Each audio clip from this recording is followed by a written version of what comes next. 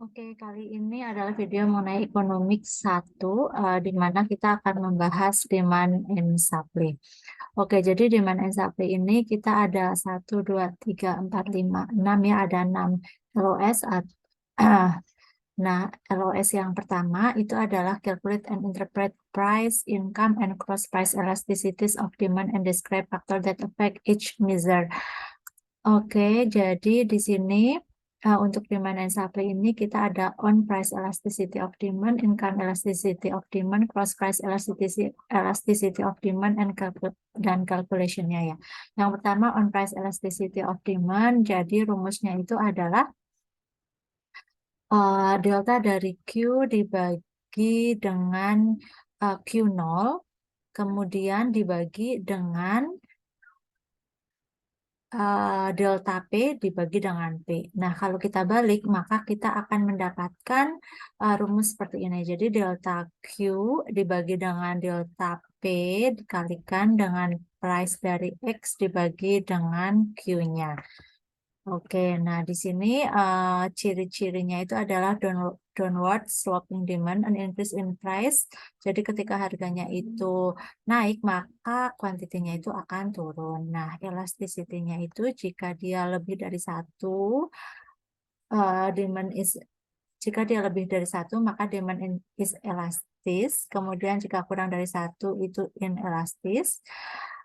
Dan jika demand itu adalah minus satu, berarti dia unitary elastis gitu. Unitary in unit elastis ya, unitary elastis. Nah, ini unitary elasticity itu ketika dia minus satu. Nah, minus satu ini posisinya ada di sini ya. Minus satu posisinya ada di sini. Di sini ini adalah minus satu.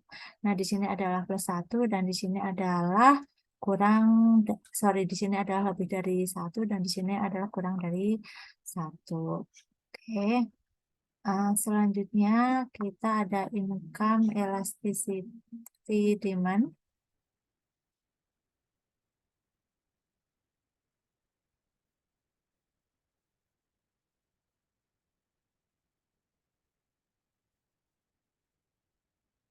Nah, income elasticity demand ini adalah antara Q atau demand-nya dibagi dengan income-nya ya. Jadi perubahan dari quantity of demand-nya dibagi dengan perubahan dari income dikalikan dengan income dibagi dengan quantity awalnya itu. Jadi income efeknya itu adalah jika dia adalah normal goods, maka dia akan positif karena kenaikan dari income itu berarti akan menaikkan quantity of demand. Kemudian jika dia itu inferior good, maka income efeknya itu adalah negatif. Jadi kenaikan dari income, maka quantity of demand-nya itu akan menurun.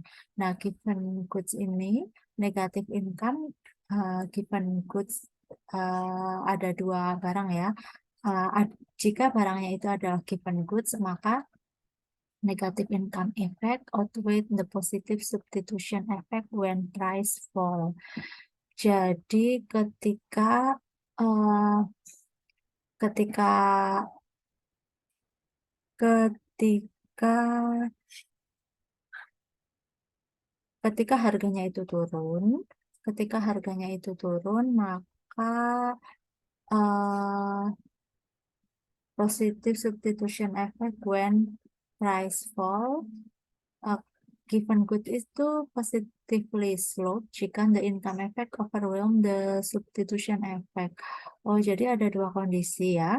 Ada ketika dia negative income effect itu outweigh the positive substitution effect ketika price-nya fall, tapi the income effect overwhelm the substitution effect such that increase in the price. Oh, ketika ini harganya naik ya. Jadi ada dua kondisi. Result in a greater demand for the good. Resulting in positively slope demand curve. Berarti yang ini, jadi ada given good ini ada dua kondisi ya. Ketika income-nya itu naik, maka demand-nya itu akan naik. Tapi ketika income-nya turun, maka substitusinya itu nanti yang akan positif. ketika price-nya fall.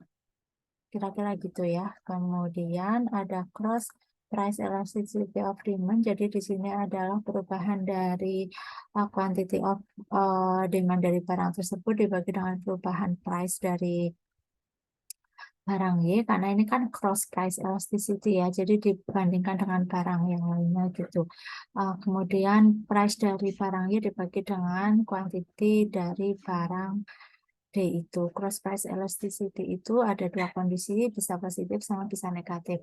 Cross price elasticity itu bisa positif ketika ketika barangnya adalah substitusi. Jadi price A itu increase, maka quantity B itu yang akan increase atau substitusinya itu yang akan increase. Nah, kalau kondisinya itu cross price elasticity-nya itu adalah negatif, maka dia adalah barangnya komplement. Jadi price A-nya itu increase, maka barang quantity dari B-nya itu akan decrease. Contohnya adalah automobile and gasoline. As the price of one good goes up and the demand for both falls. Oke, calculating elasticity nanti aja kita akan masuk ke soal-soalnya. Oke. Nah, sekarang kita compare substitution and income effect. Jadi di sini kita lihat ya, ada negatif slope of demand curve, the law of demand. Jadi ketika kuantitinya naik, maka harganya itu akan turun.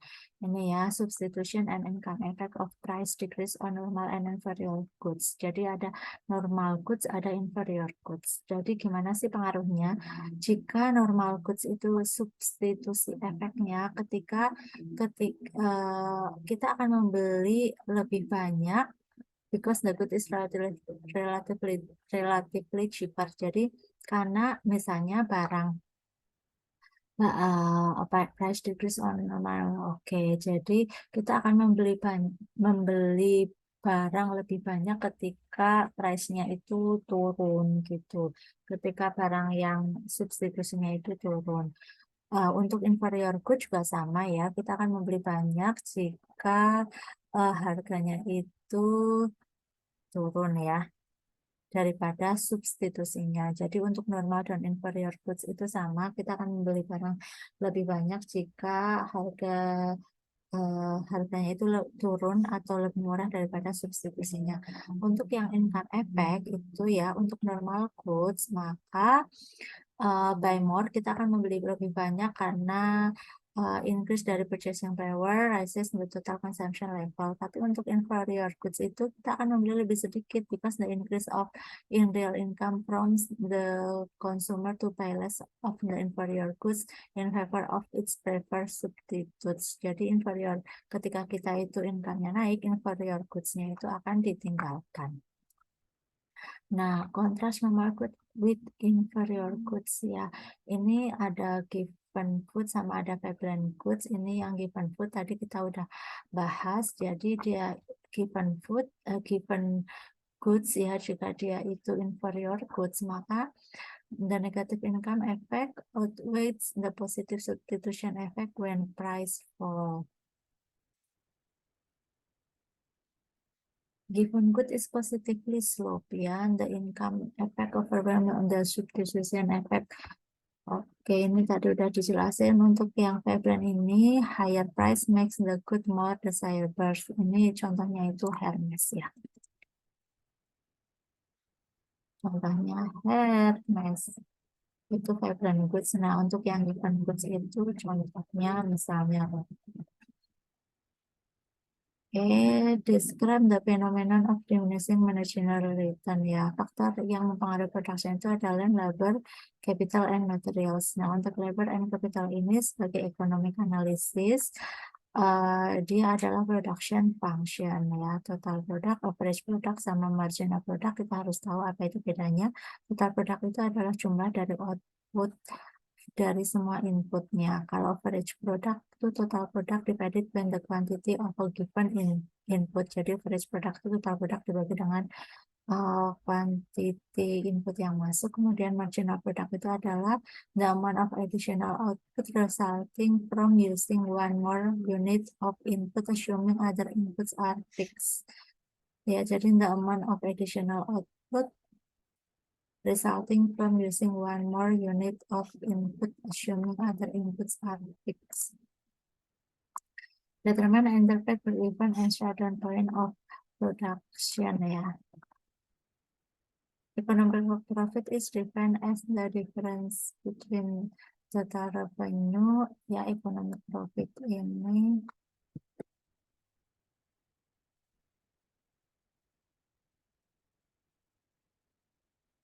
determine and interpret break-even and shutdown point of production. Economic profit is defined as the differences between total revenue and total economic profit. Jadi economic cost is, kalau economic cost yang dimaksud di sini adalah opportunity cost. Tapi kalau accounting profit itu perbedaan antara total revenue dengan total accounting cost ya. Contoh dari accounting cost itu adalah depreciation. Jadi kalau economic profit itu seperti opportunity cost itu kan nggak kecatat ya. Kalau accounting profit itu berarti lebih ke historical. Oke, di sini total cost, total variable cost, and total fixed cost. Total fixed cost itu fix panjang masa, kemudian total variable cost ini yang ke atas. Total cost ini adalah tambahan antara total fixed cost dengan total variable cost ya. Oke, shutdown and break-even. Shutdown and break-even under perfect competition. Jadi di sini ada dua kondisi ya. Ada under perfect competition sama under imperfect competition. Kalau under perfect competition, jadi ada average revenue-nya itu lebih besar atau sama dengan dari average total cost. Berarti kita stay in the market. Jika average revenue-nya itu lebih besar atau sama dengan average variable cost, tapi AR-nya itu average revenue-nya itu kurang dari average total cost, maka stay in the short, close in the long run. Jadi, jika average revenue-nya itu kurang dari average variable cost, berarti shutdown in the short run dan exit in the long run ya. Nah, ini contohnya.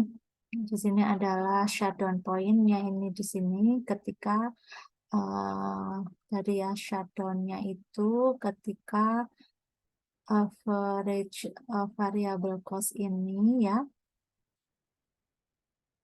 average revenue-nya mungkin di sini ya, di daerah sini kan average revenue-nya itu kurang dari average variable cost. Nah, break even itu ketika di sini average total cost itu sama dengan si average revenue-nya.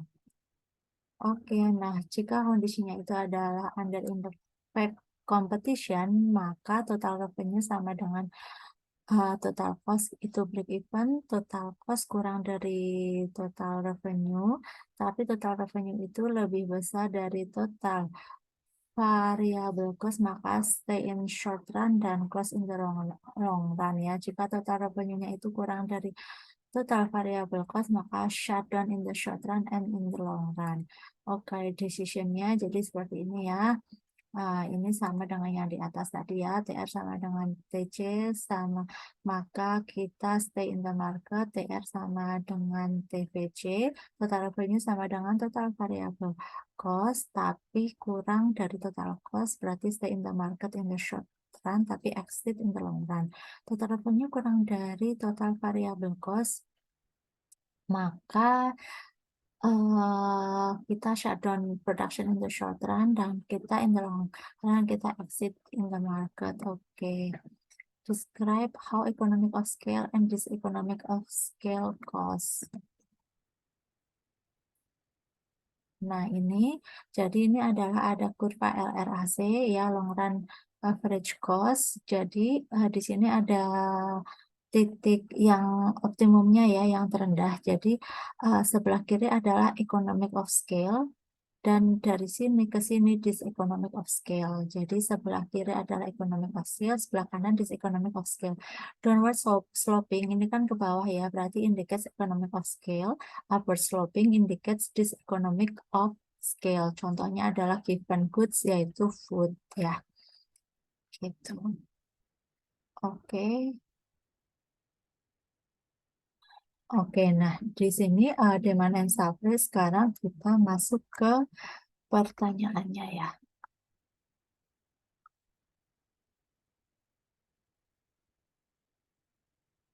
Nah, ini adalah pertanyaan yang ada di halaman 67 ya untuk yang modul 2022. Oke, ini if price elasticity coefficient of the demand curve for paper clips is equal to, nah ini equal to -1. Kalau -1 berarti unit elastis. Oke, the demand for membership at a local health club itu seperti ini. Maka the price elasticity of demand, ya, the price elasticity of demand berarti kita pertama adalah ngitung dulu nih Q-nya. Q-nya si kuantitinya itu berapa? Berarti kan 400 dikurangi 5 dikalikan dengan P-nya ini tadi adalah 35 ketemu 225. Oke, nah kita ngomongin price elasticity of demand berarti -5 di sini dikalikan dengan tadi 35 dibagi dengan Q-nya. Q awalnya itu 225 ketemu -0,78 berarti A ya. Price elasticity of demand for a good will most likely be greater if, ya. Jadi price elasticity-nya itu lebih besar gitu. Jadi lebih lebih elastis. Lebih elastis itu dalam kondisi yang apa sih? Berarti consumer consider the good as discretionary ya. Ketika harganya naik, maka kan ketika ini discretionary berarti orang bisa aja langsung tidak menggunakan barangnya gitu. Kalau there is no substitution itu kan dia tidak akan price elastis ya. Dia pasti akan beli gitu. Consumer spend a small portion. Kalau small portion itu pasti akan ditinggalin ya. Gitu. Jadi enggak price elastis. Oke, nomor 4 ini if the income elasticity of demand for product itu -0,6 ya. Kalau -0,006 berarti 1% increase in income will result in 0,6 decrease in demand ya. As income rises, consumer will purchase less of the product. An individual demand for onions is given by the following equation. Nah, ini rumusnya kayak gini. Nah, pertanyaan selanjutnya adalah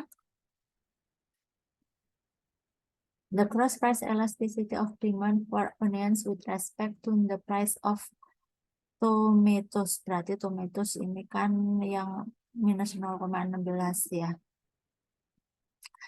Oke, berarti kita hitung dulu nih yang tadi ya. Ini kan ada 3 ditambah -0,05 dikalikan 1,25 di sini. Kemudian household income-nya 0,09 dikalikan 2.500. Tomatosnya itu -0,16 dikalikan dengan 3,75 ketemu Q of onions ini 24,837. Nah, cross price elasticity of demand itu berarti dia kan cross price elasticity of demand for onions ya, for onions berarti Q0 ini with respect to the price of tomatoes. Nah, ini with respect to price of tomatoes berarti -0,16 dikalikan dengan PT tadi ini adalah 3,75 dibagi dengan ini quantity demand dari 24 dibagi dengan 24 ketemu -0,024 ya. Movement along the demand curve for good X occur due to a change in the price ya. Ini kan tinggal grafik dari price and demand aja ya. Oke, nomor 7 ini a wireless phone manufacturer introduce a next generation phone that receive a high level of positive publicity despite running several high-speed production assembly lines. The manufacturer is still falling short in meeting demand. Jadi demandnya itu banyak tapi supply-nya itu sedikit. Nah, apa sih kenapa gitu? Berarti the bond price is too low relative to the equilibrium price karena tadi ya demandnya banyak, supply-nya sedikit. Jadi sebenarnya karena harganya itu murah. The situation described is one of excess demand because in order for market to clear at the given level of quantity supplied, the company would need to raise prices. Oke, kemudian ini adalah the price elasticity of demand for private universities is closest to. Jadi ini ada persamaannya ini, berarti the price elasticity of demand for private university. Berarti ini ya PPR ini kan average price of private university. Private university berarti yang minus minus 3,1 ini ya. Berarti kita masukin dulu untuk dapat Q-nya. Berarti kan 84 di minusin 117, kemudian di plusin 80, kemudian di plusin 16,2, ketemulah 62,4. Nah, karena price elasticity of demand for private universities, berarti kita minus 3,1 dikalikan dengan P-nya ini adalah 38 dibagi dengan kuantitinya tadi. Kuantitinya kan 62,4, jadi ketemu minus 1,9. The income elasticity. Nah, sekarang income elasticity of demand for private university. Private university berarti 0,9 dikalikan dengan P. 0,9 dikalikan dengan 8. Oh, the income elasticity ya, sorry. Income elasticity for private universities berarti 0,8 dikalikan dengan 100 dibagi dengan 62,4 ketemu 1,3. Nah, yang ini cross price elasticity for demand for private university berarti ini 0,9 dikalikan dengan 18 dibagi 62,4 ketemu 0,3. Oke, in the cross price elasticity between two goods is negative, the two goods ya. Cross price elasticity berarti ini complements ya. Nah, kalau cross price elasticity-nya itu adalah positif, berarti dia substitusi. Oke, in the case of normal goods with a decrease in on price, which of the following statement is most likely true? Nah, tadi udah dibales ya. Jadi, in the case of normal good with a decrease in on price, which of the following statement is most likely true? Both the substitution and income effect lead to an increase in the quantity purchase. Jadi, ketika ada decrease in on price, ketika ada penurunan harga, maka both the substitution and income effect leads to an increase in the quantity of purchase ya. Oke, nomor 13 for a given good. For a given good, ini ada markup is positively slope ya. Ini demand curve is positively slope. Tadi kita udah bahas ya di teorinya ketika dia itu positif. Oke, kemudian normal profit is described as zero economic profit. Oke, aku masih penasaran yang given goods ini kenapa di demand curve-nya is positively slow. Oke, kita buka lagi di sini. Ayo bawa sini. Namanya the income effect overwhelms the substitution effect ya. Says that increase in the price of the good result in greater demand. Increase in the price the good result in the greater demand for the good. Gitu deh, udah ya. Untuk yang ekonomik yang demand and supply udah selesai.